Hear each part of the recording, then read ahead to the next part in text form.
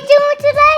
We are getting the best 4K TV. That is absolutely correct. We recently moved and today we have got ourselves an LG G1 EVO TV, the best 4K TV that is around.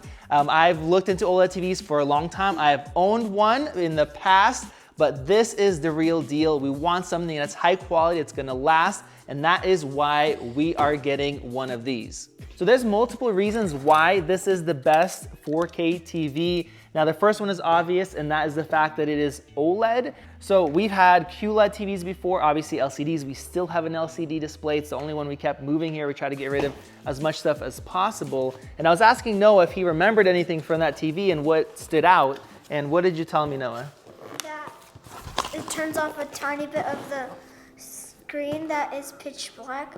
Like if you want something to be black, it turns pitch black. Yep, that's absolutely true. What did you mention? This part was really cool. We didn't really talk about this ahead of time.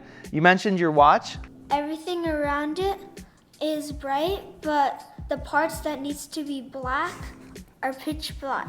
Yeah, that's absolutely true. So Noah has an Apple Watch SE, if you guys watched the video last year, and I was shocked that he, figured that out. It is an OLED display, so everything's really dark. So yes, you're absolutely right. This thing is an OLED, same exact technology as your watch, and it makes it look amazing. Noah, what else do you remember from our last OLED TV? That one at night, we were watching a movie, and the screen was really bright. The one we had was a 6 series. This one right here is, I think, 11 now. So this is the brightest OLED panel that is out there. So that one was amazing for HDR movies. When we were watching Endgame, the fight scenes, the lightning, it looked amazing. This is even brighter. And that was one downside actually of OLED TVs in the past. And that's one reason we had a QLED before, but then the HDR did not look anywhere near as good as OLED. And this guy gets much brighter. All right, guys, let's get this thing lowered down. And Emily, what else are we gonna be doing with this TV? We are gonna play Xbox. Xbox? That is absolutely right. That's why we have the Series X over there. What games are we gonna play, Emily? Rocket League.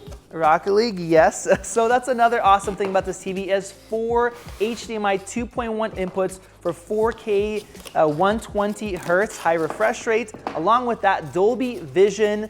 It supports Dolby Vision HDR at 4K 120 and Dolby Vision in general, which is amazing. And then also Atmos sound for the built-in speakers. I hear they are very impressive. And with that, it has the A9 Gen 4 AI processor. Now, what most people don't know, it's not only the panel that matters, it's the processing for the HDR that makes it look a lot better than other third-party options. And with that, of course, we have this wall mount. Now, this TV is designed to be mounted on the wall. It's the gallery design that makes it super thin from the top all the way to the bottom, so there's no protrusions. Is that the remote?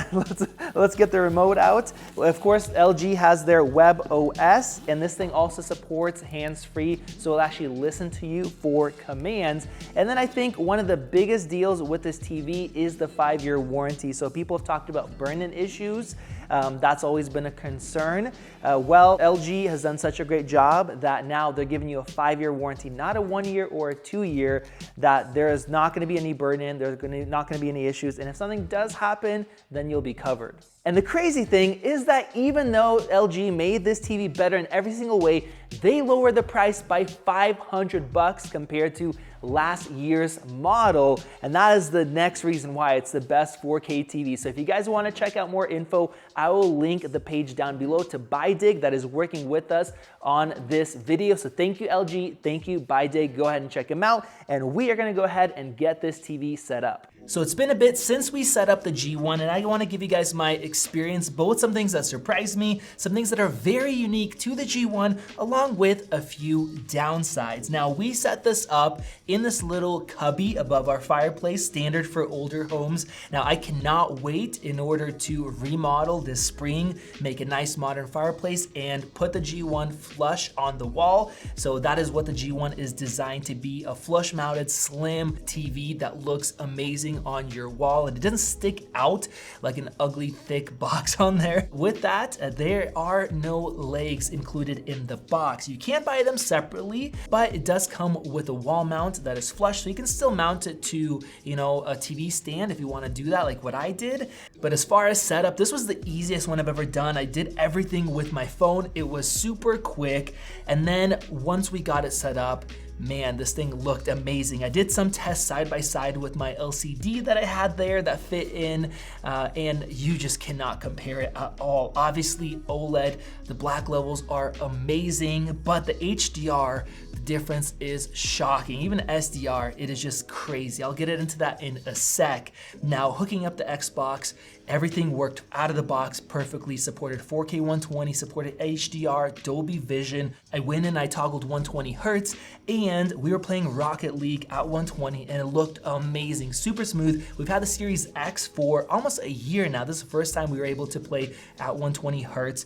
My kids love it, and it looks great to be able to maximize my console with this TV. Now, I also played Forza, and that was with HDR, and wow, it looks phenomenal, especially when you're going through trees. You have, you know, the sun coming through, you have the dark contrast that looks great. If you have the sun in the sky, my camera can't even capture it. I had to turn the exposure way down in order to not blow out as much stuff. So I wish I could show you guys what it looks like in person, but just the highlights in the HDR, it takes the image to a whole nother level. Now, what's really cool is that the TV will notice that you're gaming, automatically put it into gaming mode, and that brings you down to 5.5 milliseconds. That is like no lag at all. And that's a big reason why people will buy an LG OLED, because it is just such a great experience. So if you have a newer console or you're gonna plan to get one in the future, this really future-proofs your setup, especially with those 4 HDMI ports that are all HDMI 2.1, not just like one port or two, all of them support it, which is awesome.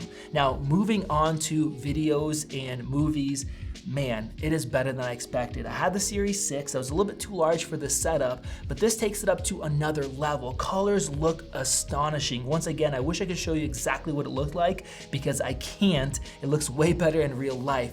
Colors are amazing, contrast is amazing, black levels are perfect. If you're watching like the skies, anything with pure black, so you're watching at night, you have black bars on movies, that is pure black. It's not gray like my previous TVs.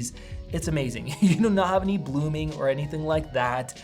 And it just, I don't know what else to say. You have the specular highlights for the HDR, so bright, much brighter than before. Just a big noticeable difference between the previous setup and anything else. Like OLED in the past, sure, that could get bright, but just how bright the highlights that pop in HDR and how dark the contrast is, you can't compare it. And I also appreciated the filmmaker mode. You literally toggle that, it gets rid of any motion smoothing or anything else. You don't have to go dig through menus like you had in the past, and it just makes the image look like it should be, 24 frames per second. And with that, there is no judder when it plays that. It processes that, so you don't get that stuttering effect that you can with other TVs if you have a fast pan with 24 FPS. So movies look phenomenal.